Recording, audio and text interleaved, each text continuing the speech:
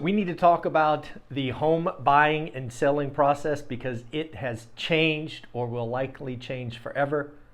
Will it change for the better, the worse? Will housing get less expensive?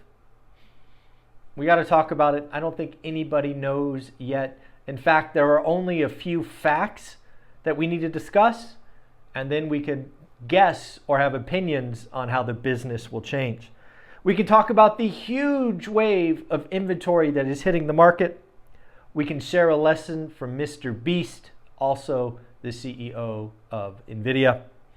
Let's talk about what is going on with the 50, 40, 10 and all of those things. So folks, many of you have asked, so we are going to start with the NAR, National Association of Realtors settlement.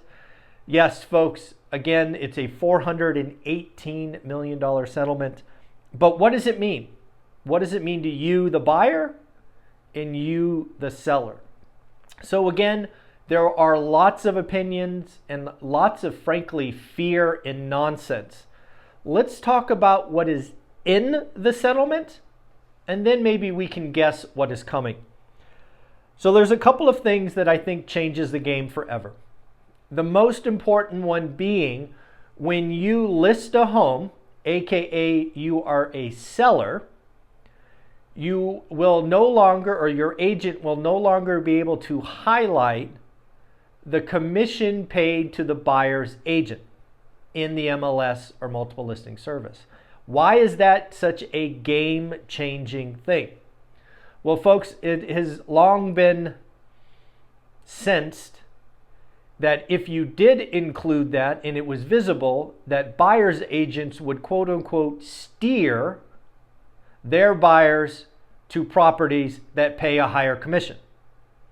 That logically makes sense and clearly held water as they were negotiating that. So that change has disappeared. Okay, great. What does that mean? Well, if you are a seller now, and you no longer are highlighting what you are paying the buyer's side, it is reasonable to think that more and more sellers will not include buyer's commission, or it will include a reduced buyer's commission. So I think it is reasonable to assume that sellers will pay less total commission. If we were to fast forward a year, I would guess that sellers' total commission paid will be down somewhere between 20 and perhaps as high as 35%. Does that mean housing gets less expensive? Unfortunately, no. Folks, houses sell for what they sell for. They are not artificially bid up because the seller is paying a commission. What will happen is sellers will net more cash at closing. So, okay, it is very likely that sellers, at least many sellers, will pay less commission to the buyer. Okay, great. What happens to the buyers? Well, this is what changes, and changes likely in a huge way that frankly nobody understands. It is very likely that buyers of homes will start paying commission. Think about that. We've already talked about how the sellers will pay less, but the buyers will pay more. Again, if you were to look at buyers' commissions over the last decades, it was very, very, very small. It is likely going to jump in significant ways. This is going to change the game in ways that you and I do not understand yet. It is very likely if you are a buyer's agent and that is where you are focused, your world will be different. Will it be better? Will it be worse? I don't know.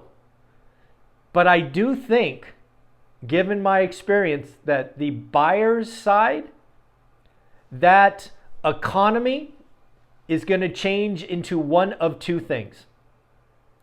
there will be high services, high touch buyer's agents, aka full commission. And they will work for it, and they will earn it, and they will do their things for their buyers. Then there are going to be low budget, low service buying agents. Think flat fee. Okay? I don't think there's going to be much in the middle as time goes by. So while sellers are paying less total commission, I think the buyer side will start to pay their portion. Now, what does this mean to the overall real estate market? I unfortunately, today, I may change my opinion in the months to come, but today I believe that the first-time home buyer is hurt the most. Why do I say that? Well, the first-time home buyer typically is getting in with very little down, typically 3.5%, 5%, maybe 10%. So if they are responsible for some commission where historically they had none, what does that mean? I think it means they have to save more money. Because again, if you don't know, commissions are to be paid at closing. They are not included in the loan, at least not historically. Maybe that changes. The other thing that I think happens is there is a lot more people calling the listing agents, where you are going to have people double in the commission. Now, I've always done that, or at least I've tried to do that, so I'm very comfortable doing that. But is that a good idea for everyone? Does that bring about risks, perhaps collusion, perhaps whatever, that maybe you don't understand? Probably. So again, I think the home buying and home selling process has changed and will change forever. I don't know if it's good or bad. I think the total commission, again, paid will be seller side, buyer side. I think it's going to be interesting. I also think that it's fair to say that there will be less realtors in the next 6 to 9 months. We will see more people leave. The people that were doing it for the quick buck, the pushing paper, will be gone. They will be replaced by the low budget, fee only service.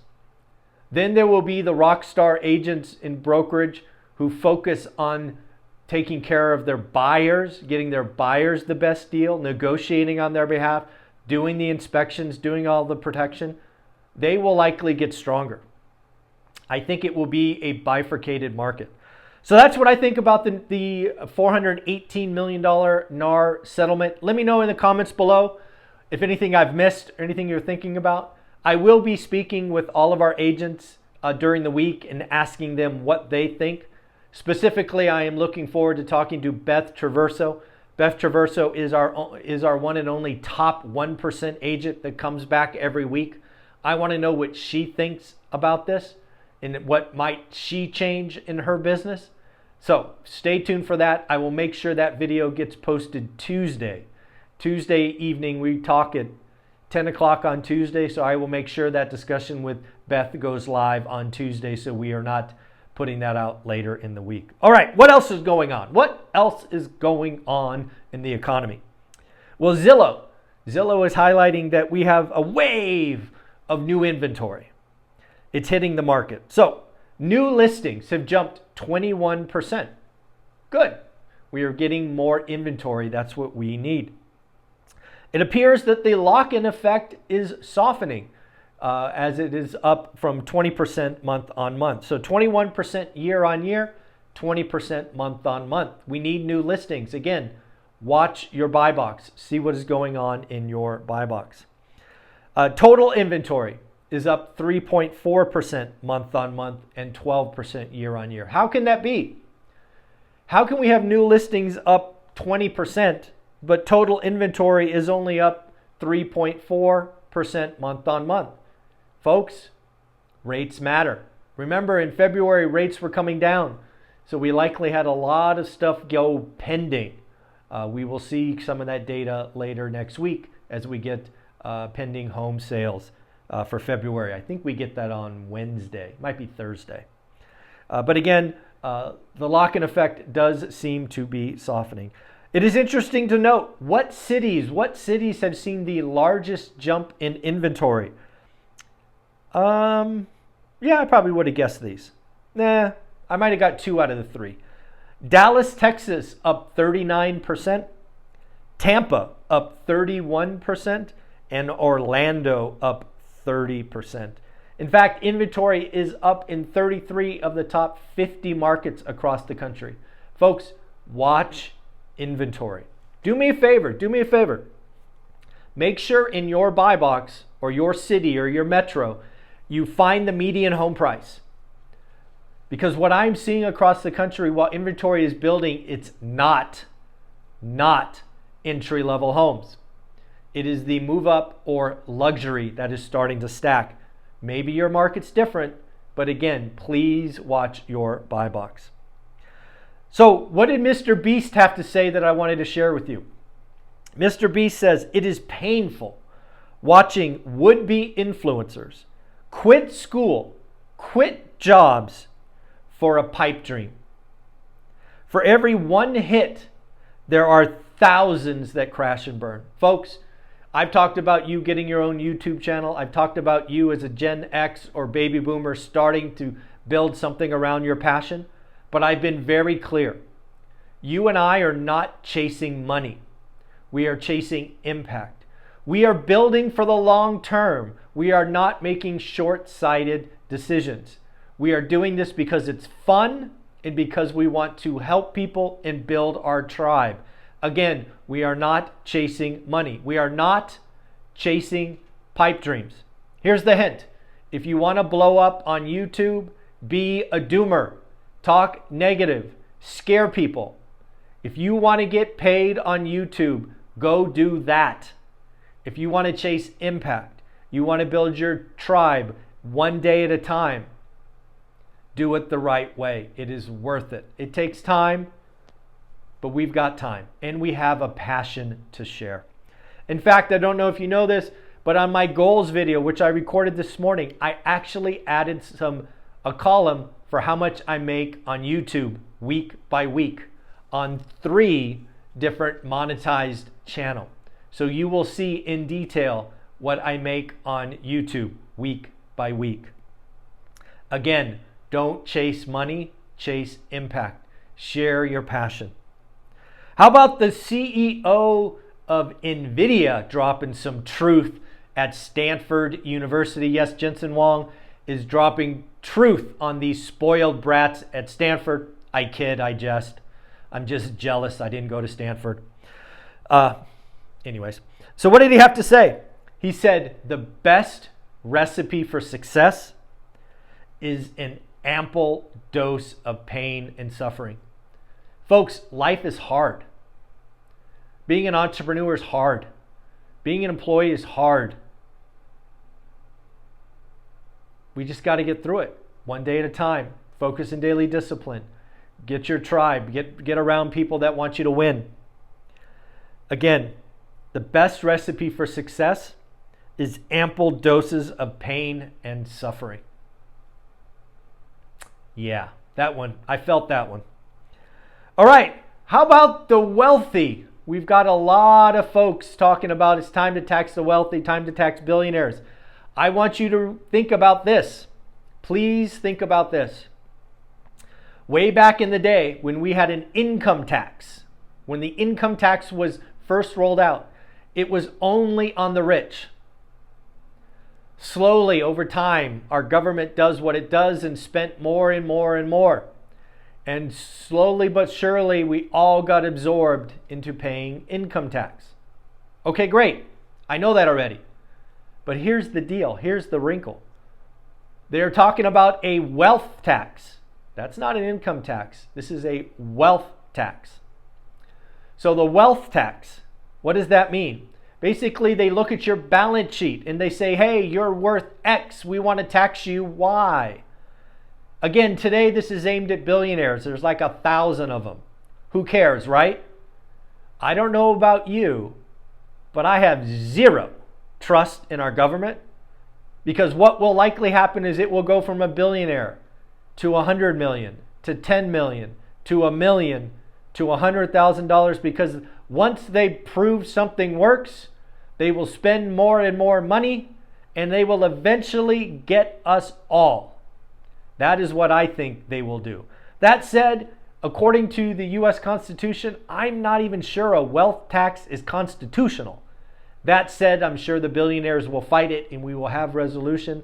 But again, I don't want you to think that a wealth tax is the solution to our runaway budget deficit. No, it is income tax, and stop the drunken spending. Just stop it already. And then lastly, folks, we have talked about the 50-40-10 a lot. It is the lending program that allows investors like you and I to buy buildings with 10% down. You get the seller to carry a second. You get Velocity with their 90% CLTV loan to do the first. I've always referenced that in the deep dive playlist, it is a 90-minute discussions available. I just realized it wasn't available. So what I did yesterday is I posted the deep dive video. I took it right out of the course and I gave it away to you. I did record it in, pane view, so it's not the greatest thing to look at. I should have recorded it differently, but hey, the value is there. Stephen Dow and I break down the 50-40-10 in gory detail. We talk about all the options. We have 20 to 30 questions from students. So I apologize for it not being there. It is there now. You can go to the playlist called Deep Dive, or you could just look at the videos that went live yesterday. I posted it at 7 o'clock. And then finally, folks, let's congratulate some people for doing the work. Angel, congratulations for getting your next deal. And Dale, congratulations for getting your first deal. Yes, Dale, congratulations, Dale and Angel. Your cards will be going out in the mail. Don't forget, if you want to do the work, how to get started one rental at a time is still only $399, and I will give you the $200 Vegas event as a free giveaway. Buy it today, spend $400, get $600 in value. It's a great way to go. And of course, join the Facebook group. Have fun. Take care. Later.